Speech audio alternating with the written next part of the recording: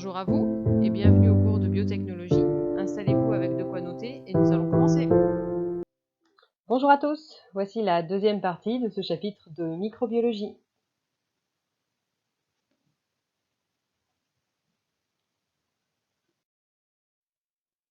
Cette deuxième partie va traiter de la croissance microbienne. Cette partie sera subdivisée en 4 sous-parties. En premier, nous verrons la courbe de croissance, puis les paramètres cinétiques de la croissance, les effecteurs de la croissance en petit 3 et finalement les applications industrielles de la croissance en bioréacteur.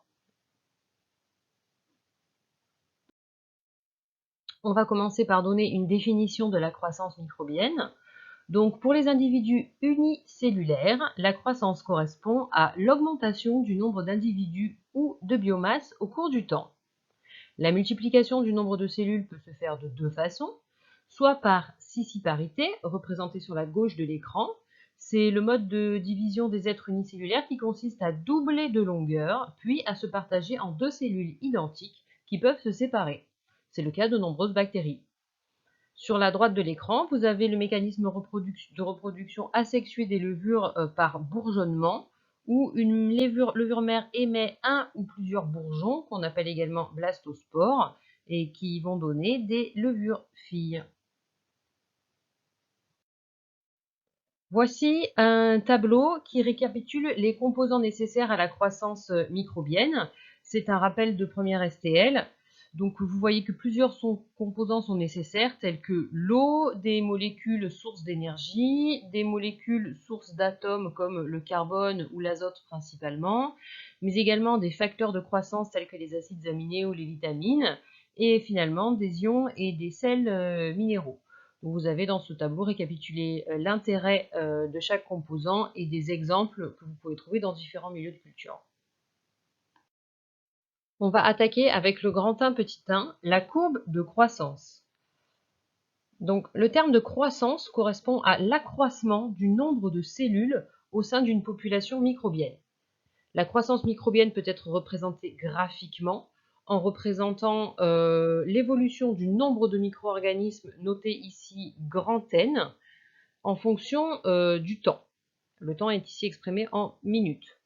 Vous voyez que cette courbe peut être divisée en 6 phases dont on va parler maintenant. Donc la première phase, c'est une phase qu'on appelle de latence. C'est la période d'adaptation des micro-organismes au milieu de culture.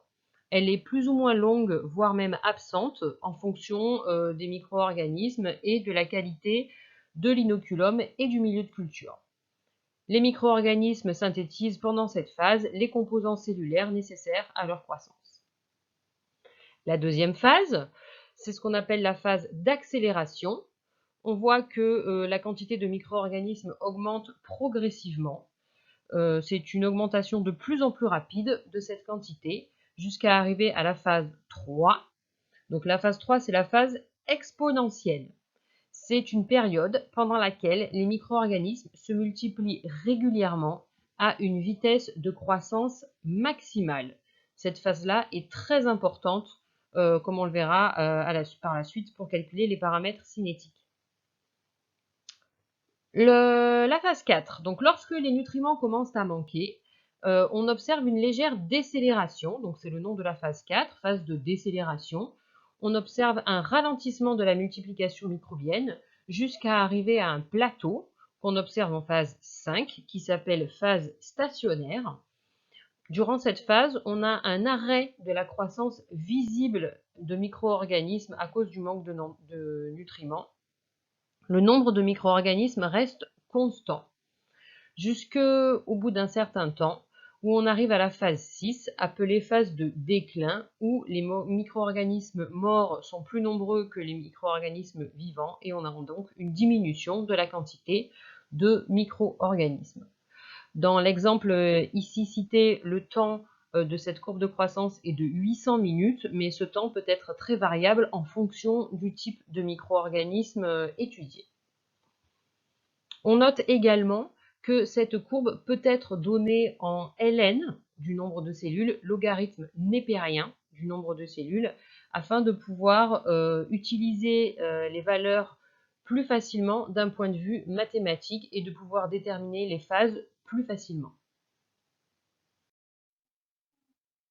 Alors voici le grand 2 petit 2 qui s'appelle les paramètres cinétiques de la croissance. Donc il y a deux paramètres cinétiques importants à connaître en terminale STL. Le premier paramètre, c'est la vitesse spécifique de croissance. La vitesse spécifique de croissance, qu'on appelle mu ou q, peut être calculée sur toutes les phases. Nous allons nous attarder sur la vitesse de croissance en phase exponentielle, qui est la vitesse de croissance maximale. Donc cette vitesse représente l'évolution du nombre de micro-organismes en fonction du temps. Comme je vous l'ai dit, elle est maximale en phase exponentielle et elle est nulle en phase stationnaire. On la calcule à l'aide de la formule suivante, ln de n2 moins ln de n1 divisé par t2 moins t1, sachant que si le graphe est déjà donné en ln, vous n'avez pas à recalculer ces logs, faites attention. Le deuxième paramètre cinétique de croissance qui est très important de connaître, c'est le temps de génération. Le temps de génération, c'est le temps de doublement de la population pendant la phase exponentielle. Il peut être déterminé graphiquement ou par le calcul. Donc, graphiquement, il suffit de regarder le temps nécessaire pour que la population double. Par le calcul, il faut utiliser la vitesse spécifique de croissance calculée précédemment et diviser ln de 2 par cette valeur. Au niveau des unités, la vitesse de croissance est donnée en heure moins 1 ou en minute moins 1 ou même en seconde moins 1. Le temps de génération est donné en minutes, en heures, voire même en jours. Donc je vous propose un petit exercice qui consiste à calculer les vitesses et les temps de génération en phase exponentielle de ces deux courbes, la courbe en trait plein et la courbe en pointillé. Voici un exemple de calcul pour le calcul de la vitesse spécifique de croissance sur la courbe en trait plein. Donc on a donc pris deux points qui sont sur la phase exponentielle. Il faut bien choisir ces points, ne pas prendre des points qui soient sur la phase de latence ou en phase stationnaire, sinon ça fausserait les calculs. Donc bien choisir ces points sur la phase exponentielle et ensuite faire le calcul assez simple, ln de 2, n1,2 moins ln de n1 sur t2 moins t1. Donc dans l'exemple pris, ça vous donne 3 moins 1,5 divisé par 25 moins 15 et le calcul, ce qui vous donne 0,15 heure moins 1. Le calcul du temps de génération derrière, il suffit de faire ln de 2 divisé par 0,15 et vous trouvez 4,6 heures. Ce qui signifie qu'il faut 4,6 heures à ce micro-organisme dans ces conditions pour doubler sa population.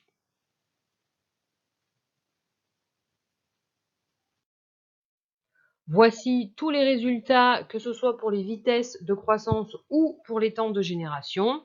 La première valeur, là, le trait plein correspondait à 30 degrés, le trait en pointillé correspondait à 25 degrés. On voit donc qu'à 25 degrés, on a une vitesse de 0,10 multiplication par heure, soit un temps de génération, donc un doublement de population en 6,9 heures. Alors qu'à 30 degrés, on a 0,15 multiplication par heure, soit en 4,6 heures, un doublement de la population. On peut donc en conclure que la meilleure croissance se fait à 30 degrés, puisque la vitesse est plus rapide et que le temps de génération est plus court. On va donc attaquer le grand 2 petit 3 sur les effecteurs de la croissance. Il y a plusieurs effecteurs qui peuvent influer sur la croissance d'un micro-organisme. Nous allons commencer par la température, puisqu'il faut bien évidemment choisir la température d'incubation des micro-organismes en fonction du type de micro-organisme. Donc vous avez trois grandes familles de micro-organismes classés selon leur température optimale de croissance. Les micro-organismes psychrophiles. Donc les micro-organismes psychrophiles sont des micro-organismes qui ont une température optimale qui tourne autour de 18-20 degrés. Vous avez les micro-organismes mésophiles qui ont une température optimale de croissance qui est autour de 40. Donc ces micro-organismes représentent la majorité des micro-organismes connus à l'heure actuelle et peuvent croître à des températures ambiantes. Vous avez des micro-organismes très intéressants du point de vue industriel et de la recherche, qui sont les micro-organismes dits thermophiles, puisque eux sont capables de se développer à des températures allant jusqu'à 100 degrés. Une petite remarque sur les micro-organismes pathogènes, représentés ici, qui eux ont une température optimale de croissance de 37 degrés, puisque les pathogènes de l'homme, du coup, ont une température optimale de croissance qui correspond à la température de l'être humain. On continue avec un deuxième effecteur qui est le pH.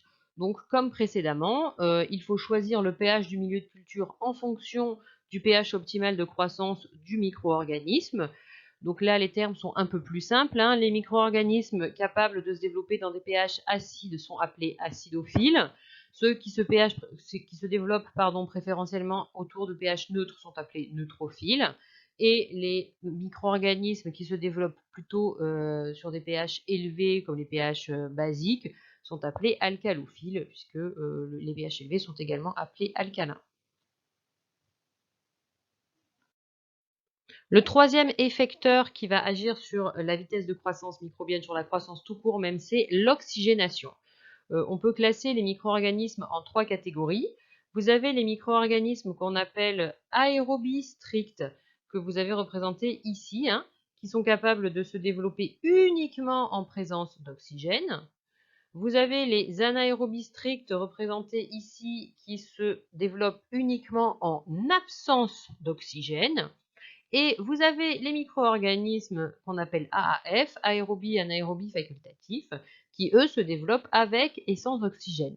Donc ce tube, si vous ne l'avez pas reconnu, c'est un tube VF, viande foie, qui possède un gradient en O2 tout le long du tube. Donc à la surface du tube, il y a beaucoup d'oxygène, et plus vous descendez dans le tube, moins il y a d'oxygène. Il y a une absence totale d'oxygène après 1 à 2 cm dans le tube. Donc voilà, en incubant des micro-organismes sur toute la surface du tube, on peut déterminer leur type respiratoire. En fonction du type respiratoire du micro-organisme, il faudra incuber les micro-organismes soit en aérobiose, donc à température ambiante, ou dans un fermenteur sous agitation avec flux d'air. Si vous avez des micro-organismes anaérobies, il faudra les incuber en anaérobiose, c'est-à-dire en jarre anaérobie avec générateur d'anaérobiose ou sous flux d'azote pour limiter la présence d'oxygène.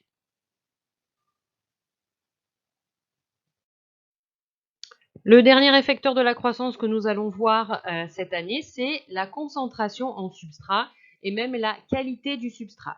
Donc, en fonction de la concentration et de la qualité des nutriments que vous avez dans le milieu de culture, la croissance sera plus ou moins rapide, puisque les micro-organismes vont plus ou moins se développer en fonction des différents milieux de culture, si vous avez des milieux riches, si vous avez des milieux minimums, et vous pouvez même avoir des inhibitions par excès de substrat.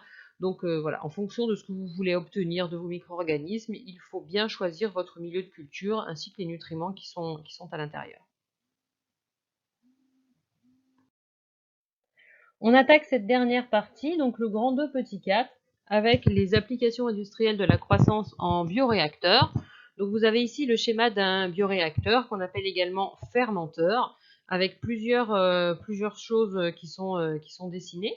La première, c'est le hublot de surveillance qui vous permet de voir ce qui se passe dans votre bioréacteur. Vous avez également ici une hélice qui permet d'homogénéiser le milieu, mais également de casser les bulles d'air pour favoriser l'oxygénation. Vous avez ici une double enveloppe qui contient de l'eau à température variable, donc de l'eau chaude si vous souhaitez réchauffer votre milieu et de l'eau froide si vous souhaitez refroidir le milieu. Vous avez en bas un petit robinet qui va vous permettre de récolter du milieu de culture, des échantillons si vous souhaitez faire des analyses. Ici, vous voyez qu'on a une entrée d'air stérile avec un injecteur d'air sous pression qui vont vous permettre d'envoyer des bulles dans le milieu si vous avez besoin d'oxygéner un maximum le milieu. Donc ici, c'est représenté le milieu de culture. La sortie d'eau qui va avec l'entrée d'eau ici pour entraîner une circulation d'eau pour bien réchauffer ou refroidir le milieu de culture. Vous avez également, donc sur le même principe ici, la sortie d'air qui vous permet donc d'évacuer l'air pour pouvoir en faire rentrer en bas afin de favoriser l'oxygénation. Et ici, vous avez des pompes et des réservoirs d'acide et de base qui vont vous permettre de réguler le pH du milieu. Donc le pH mètre va mesurer le pH et en fonction du pH de consigne que vous avez donné, va envoyer de l'acide ou de la base pour revenir au pH initialement prévu. Donc ce système de fermenteur peut être régulé au niveau du pH, au niveau de la température et au niveau de l'oxygénation si vous avez une sonde à oxygène et une sonde température. Et en fonction des points de consigne que vous avez mis, la température de l'eau, l'entrée d'air ou l'entrée d'acide ou de base seront faits directement par le bioréacteur. Ce que je vous propose, c'est de faire un petit bilan sur quels sont les outils, les paramètres, le matériel dessiné sur ce bioréacteur qui permettent de réguler le pH, la température et l'oxygénation. Donc vous avez en rouge les éléments du bioréacteur qui permettent de réguler l'oxygénation. Vous avez en vert les éléments du bioréacteur qui permettent de réguler la température. Et en bleu, les éléments du bioréacteur qui permettent de réguler le pH. Pour finir, et c'est également ce qui nous servira de conclusion, voici quelques exemples de domaines industriels pendant lesquels les micro-organismes sont impliqués. Donc vous avez sur cette partie de la diapo tout ce qui est agroalimentaire avec les produits laitiers, la panification et la vinification. Vous avez également la production de médicaments, dans lesquels les micro-organismes sont fortement impliqués, que ce soit dans la production de molécules pharmaceutiques, de molécules actives à proprement parler, ou encore de vaccins. Dans le milieu de la recherche, les croissances microbiennes sont très importantes puisque les bactéries, et principalement Escherichia coli par exemple, sont des bactéries très utilisées dans le milieu de la recherche. Et vous avez également le milieu de l'environnement, comme les biodépollutions. Ici, vous avez une station d'épuration qui fonctionne avec des micro-organismes. C'est tout pour aujourd'hui. Voilà pour ce cours. Je vous souhaite une bonne fin de journée et je vous dis à la semaine prochaine.